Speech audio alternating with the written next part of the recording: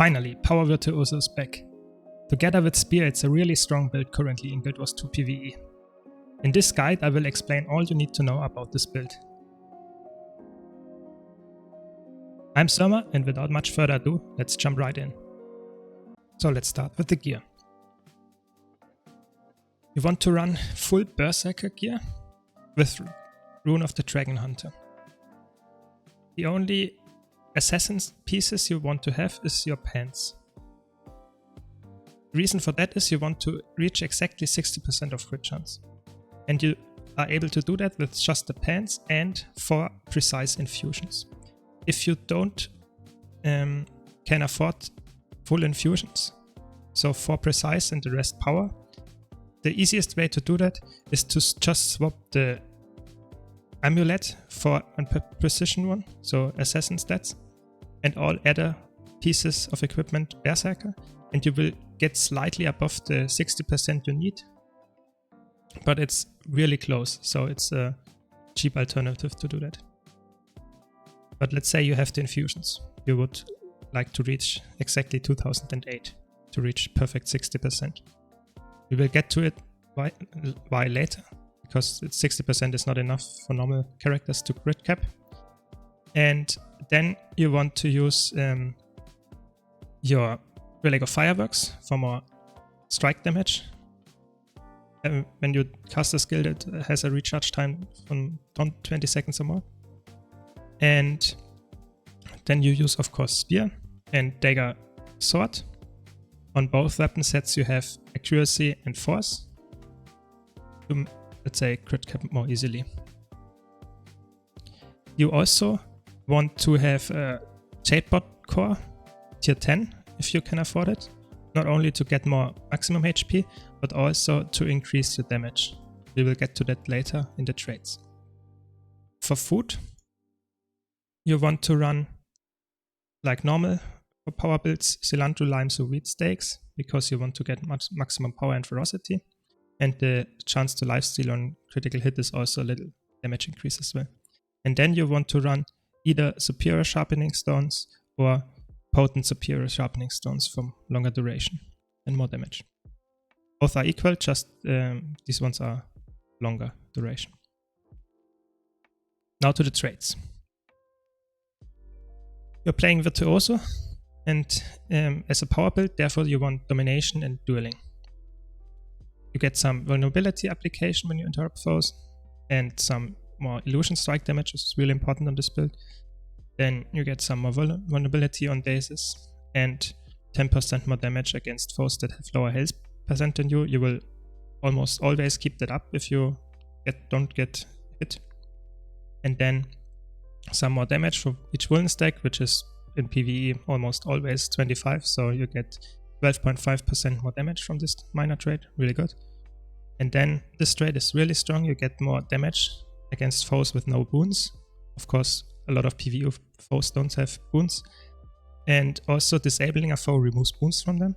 In PvE that not only removes boons, but it will also remove boons from foes that you strike with a CC skill, even though they have a break bar, or they can have a break bar, so it's a locked break bar. And this is really strong, especially for example in fractals or something where a lot of foes can have boons with no pain no gain or something, and you have a lot of CC skills. So remember that you, even as a power build and not a support build, you can remove quite a lot of boons with this.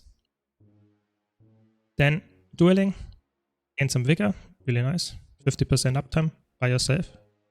And then your phantasms have fury, really nice. It's not that important because they don't do bleeding damage. Then that's a very strong trait. Every time you of illusion strike with a one-handed sword, you will get some ferocity stacks up to 10, so in 150 ferocity. It's really strong, and will also reduce your recharge on your 4 and your 5 on your sword. Then you can upkeep 100% personal fury and 50% fury for your allies. It's also really good. Helps if, let's say, your support is lacking some fury uptime. Then a really major DPS increase here. Nothing special. And in Virtuoso, you get access to your blade songs. And then you get more damage when you are, let's say, in range. You get a little bit more vulnerability application and some stacks with deadly blades. It's nice, 5% more damage, be aware of this for later. And then the really strong trait here, if you cast a Phantasm and it spawns, it will launch a blade, which will do massive damage and has a huge range. And will also grant Fury. That's not that important, but it's really huge damage. It's the major damage of this build. And then this trait is the one we talked about earlier, where you only need 60% crit chance because you have Fury, which normally gives, let's say, 25 crit chance, and with this minor trait you get 40% from Fury, so you only need 60%. Furthermore, that's why you need the Jade bot to core tier 10, because every bit of more vitality you can get will be converted by 10% into ferocity, which will increase your damage. So it's not only health, but also damage. And the last trait is for Power Virtuoso really good. You get some blades every few seconds, but also when you use a blade song with the maximum capacity, you will refund 2 blades and the attacks with blades deal more damage. So just overall a really good trait for Power. Okay, so now to the skills. Of course your blade song 1 deals a lot of damage, but your 2 and 3 also deal some damage. And your 4 is your defensive one, but you can also use it in the rotation to upkeep the firework relic, because the F skills also work with this. And then your Blade Ton Requiem is not that amazing damage, but it's an insta cast, so it's also good. Then your auto attack on dagger is ranged, which is really good, really strong. And then the 2 is also ranged, does some more damage. And you have the 5 really strong AoE damaging skill. The 4 is a block. You would not use that in your rotation normally, but if you need a block or a stun, it's worth using. And then you have your Phantasm here, which is also really strong. On your spear skills, you have a good auto attack, but most importantly you have Mind the Gap, which is a really strong AoE skill. And it has 2, let's say, circles. And if you hit with the outer one, it deals more damage, so always try to do that. And it gives you clarity after that. And it will also spawn a clone. So if you have clarity, you empower your next skill. It will also empower your 2 skill, but in this build you always want to use the to try to empower your 4 skill. The 3 is your defensive skill, but it also deals some damage.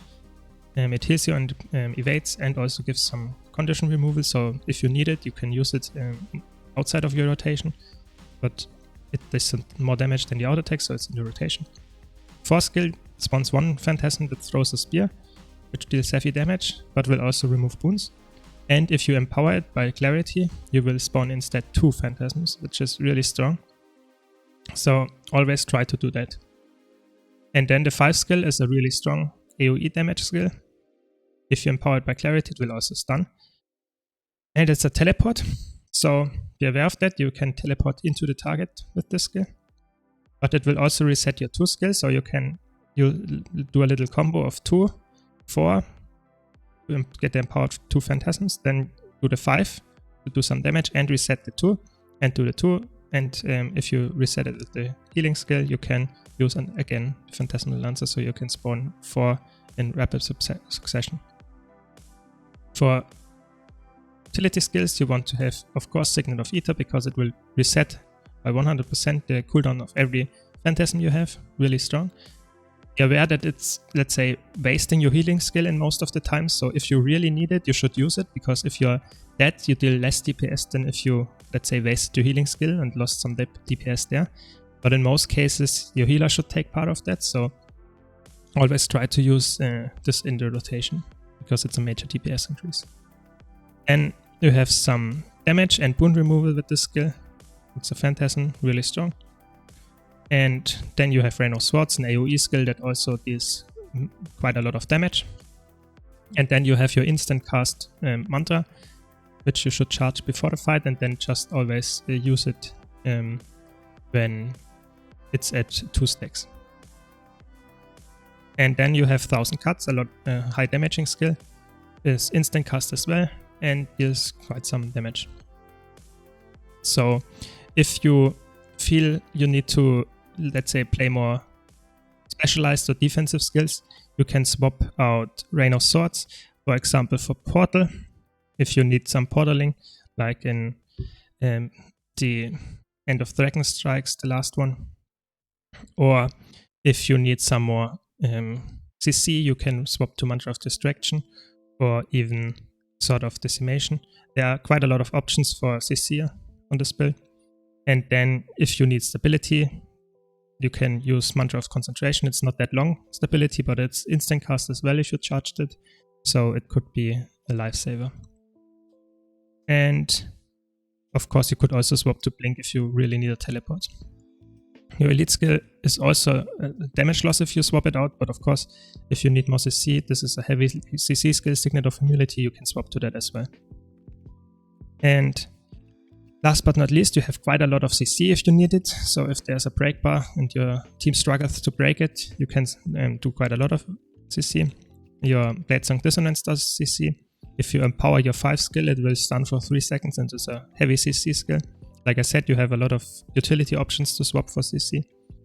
And you can also do double tap your 4 here. So don't block, just instantly shoot out the blade, which will then daze for 2 seconds. Now to the rotation. So the opener, you want to start with Phantasmal Disenchanter, directly followed by Unstable Bladestorm and Phantasmal Swordsman.